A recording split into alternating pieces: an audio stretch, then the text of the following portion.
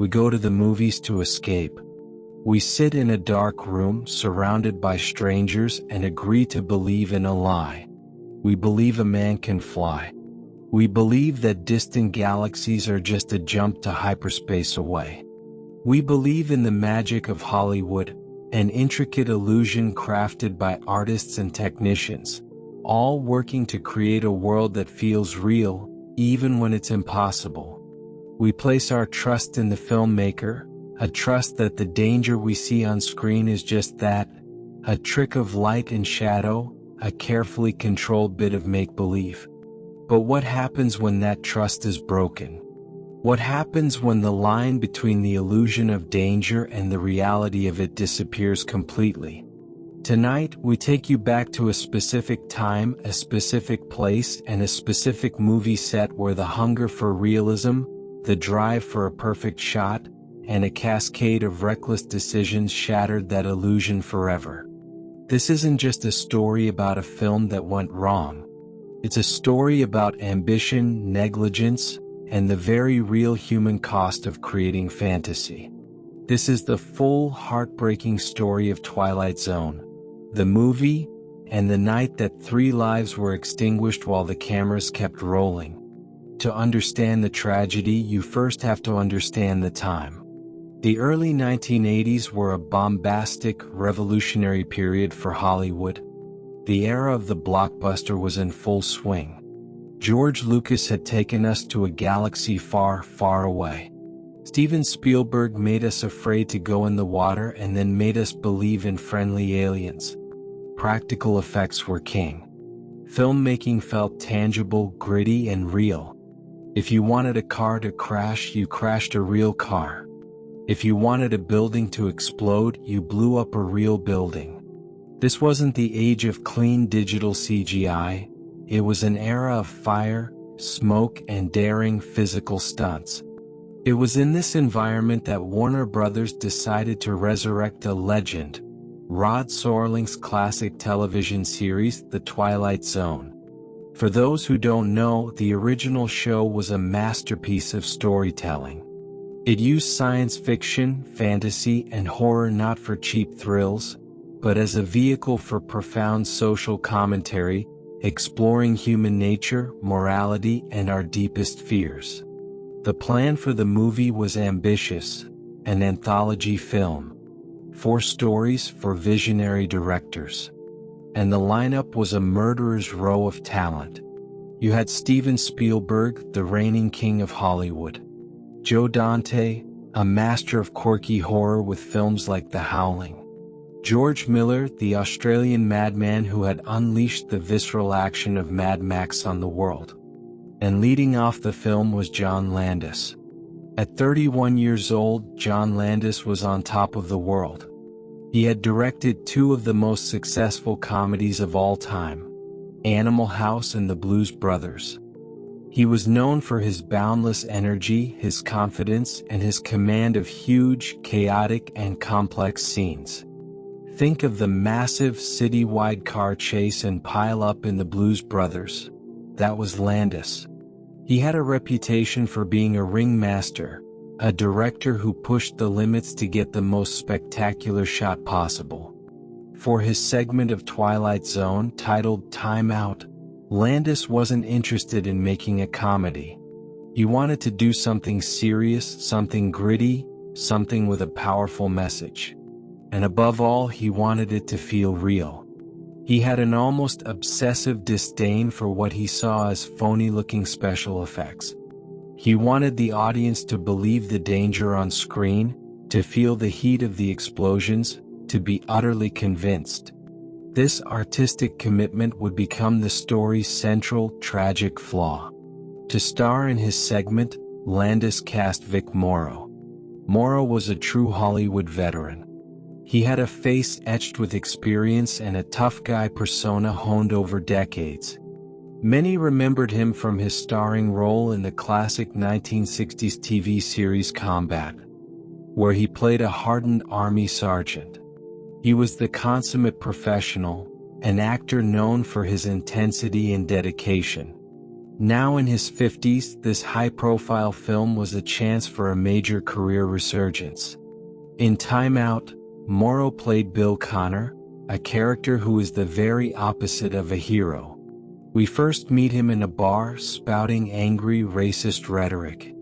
Then, in a classic Twilight Zone twist, he's violently ripped from his reality and thrown into the past, forced to live the experiences of the very people he despises. He finds himself in Nazi-occupied France as a Jewish man, then in the rural South being hunted by the Ku Klux Klan. The final sequence was meant to be his redemption. Transported to the Vietnam War, Bill Connor sees a bombed-out village. He sees two small, terrified Vietnamese children, alone and about to be killed in an American helicopter attack. In this moment, his character was supposed to finally learn empathy. He was supposed to commit a selfless act, to save the children, to carry them to safety across a river, and in doing so, redeem his own soul. It was a powerful ending for a powerful story. And Vic Morrow, the dedicated professional, was ready to do whatever it took to make that scene unforgettable. To play the two Vietnamese children, the production hired 7-year-old Micah Din Lu and 6-year-old Renee Shin Chen. For their families who were immigrants to America, this was a dream come true. A chance for their children to be in a real Hollywood movie, working alongside stars and famous directors. It was an opportunity they couldn't pass up. But from the very beginning, their involvement was steeped in illegality.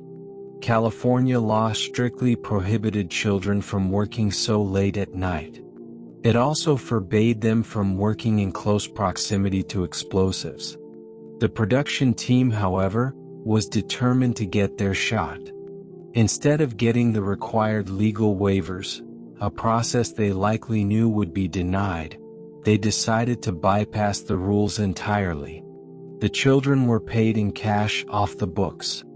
They were told to stay hidden whenever a fire safety officer or a union official was on set. It was a deliberate deception, a conscious choice to place a movie scene above the safety and welfare of two small children.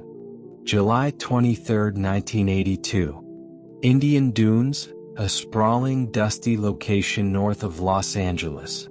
It's well past midnight. The air is thick with tension. The crew is tired, but the pressure is on to get this final massive shot. The set is a recreation of a Vietnamese village, built on the banks of a river. Multiple cameras are in position. Huge, powerful lights cut through the darkness, illuminating the scene. And in the middle of it all, a full-sized military-style Huey helicopter waits. The plan was complex and fraught with danger. Vic Morrow would carry both children in his arms while wading through knee-deep water. The helicopter would hover just 25 feet above them. On cue, a series of massive pyrotechnic explosions, mortars filled with gasoline and sawdust, would detonate around them, simulating a full-scale napalm strike. Even before the cameras rolled, there were warnings. Multiple crew members expressed grave concerns. The helicopter pilot, Dorsey Wingo, a seasoned Vietnam veteran, was worried about the sheer number of explosions. He reportedly told a fire safety officer that he didn't like flying with so much firepower around. Other technicians worried that the mortars were too powerful and too close to the actors and the aircraft. But the message from the top was clear: get the shot. The first take had issues. Landis reportedly felt it wasn't realistic enough. As they prepared for a second take around 2:20 a.m., the pressure mounted.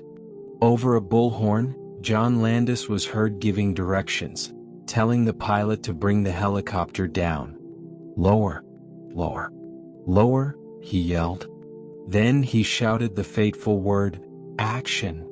Vic Morrow hoisted the two children into his arms and stepped into the cold river. The helicopter descended, its blades whipping the water into a frenzy. The special effects team began triggering the explosions. A fireball erupted to the right, another to the left. Then a special effects technician, against his better judgment, detonated a third, massive mortar. It went off directly beneath the tail of the hovering helicopter. The heat and concussive force were immense. The tail rotor assembly, the part that keeps the helicopter stable, disintegrated in a fraction of a second. The pilot, Dorsey Wingo, instantly lost control.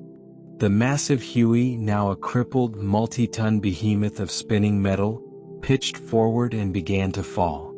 On the ground, Vic Morrow must have looked up in the final moment of his life. He was directly in its path. There was no time to react, nowhere to run. The helicopter crashed into the river with devastating force. Its main rotor blade, spinning at hundreds of miles per hour, struck all three actors. Vic Morrow and Micah Dinloo were killed instantly, decapitated. Renee Shinichun was crushed by one of the helicopter's skids. The set fell into a stunned, horrified silence, broken only by the sound of the burning wreckage and the screams of the crew who had just witnessed the unthinkable. And on the riverbank, the cameras, which had been capturing the action, kept rolling.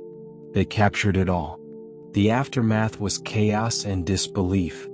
Hollywood, a town built on illusion, was forced to confront a horrific reality.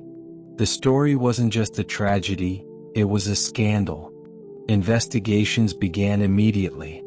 The National Transportation Safety Board and the Federal Aviation Administration launched probes. But the real showdown would happen in a Los Angeles courtroom. In an unprecedented move, John Landis, pilot Dorsey Wingo, the production manager, the explosive specialist, and a producer were all charged with involuntary manslaughter. The prosecution argued that Landis was a reckless, arrogant director who created an unsafe environment, broke laws, ignored warnings, and was ultimately responsible for the deaths. They painted a picture of a man so obsessed with his vision that he gambled with people's lives. The defense argued it was a tragic, unforeseeable chain of events. A freak accident.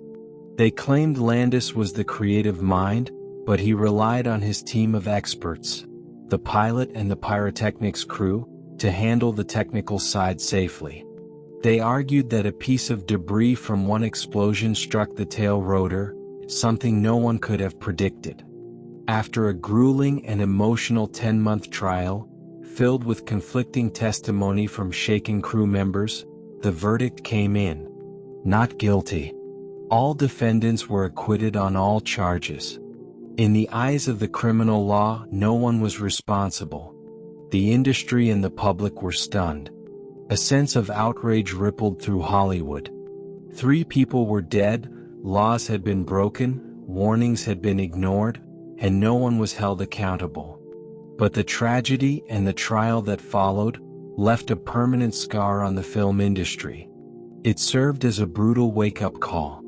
The Directors Guild of America issued new mandatory safety bulletins. Stunt coordinators and on-set safety advisors were given more authority, including the power to halt production if they felt conditions were unsafe. The laws governing child actors were strengthened significantly. The days of a director having absolute, unquestioned power on set were over. The tragedy marked the end of an era. The film, Twilight Zone, the movie, was eventually released in 1983.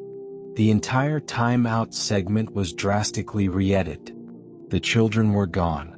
The heroic ending was gone. Bill Connor's redemption was gone. All that remained was a confusing, truncated story that made little sense. The film was a commercial and critical failure, forever haunted by the shadow of what happened at Indian Dunes. The footage of the crash itself was locked away and has never been publicly shown. It exists as a grim artifact, a record of the moment the magic of movie making turned into a real-life nightmare. In the end, what is the legacy of this story? It's a permanent reminder that the dazzling spectacle we enjoy on screen comes at a price. It's a lesson in the dangers of unchecked ambition and the absolute necessity of putting human life before any shot, any scene, any movie. But most importantly, it's the story of 3 lives cut short. Vic Morrow, a dedicated actor at the cusp of a comeback. And 2 little children, Micah Din Lu and Renee Shin Chin, whose American dream became an American tragedy before it even had a chance to begin. Their names should be remembered, not as footnotes in a Hollywood scandal, but as the real people who paid the ultimate price for someone else's illusion.